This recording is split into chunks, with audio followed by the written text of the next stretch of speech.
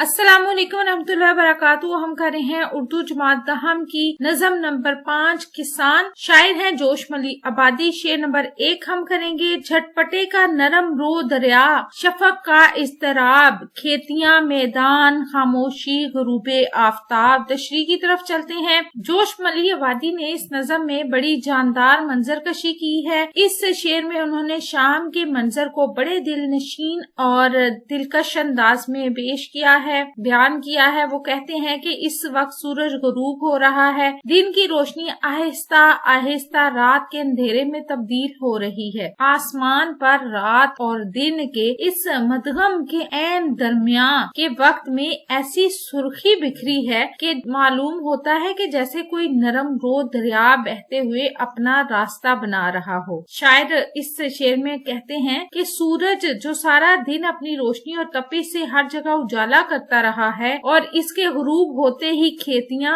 और मैदान भी वीरान और खामोश हो जाते हैं, तो ऐसे महसूस होता है जैसे सूरज के गुरूब होने से वो भी उदास हो गई हों और अब थक कर आराम करना चाहती हैं। जिस तरह इंसान दिन भर सूरज की रोशनी में मेहनत मजदूरी करता है, फिर रात के अंधेरे में उसको आराम की जरूरत होती है और वो आराम करता है, इसी तरह ये सब चीजें, मैदान, खेतियां, सब चीजें वीरान और खामोश हैं। सारा दिन के बाद उनको भी अब ऐसे लगता है जैसे उन्हें भी आराम की जरूरत हो। आपको हमारी वीडियो कैसी लगी? चैनल जरूर सब्सक्राइब करें, वीडियोस को लाइक और शेयर कीजिएगा।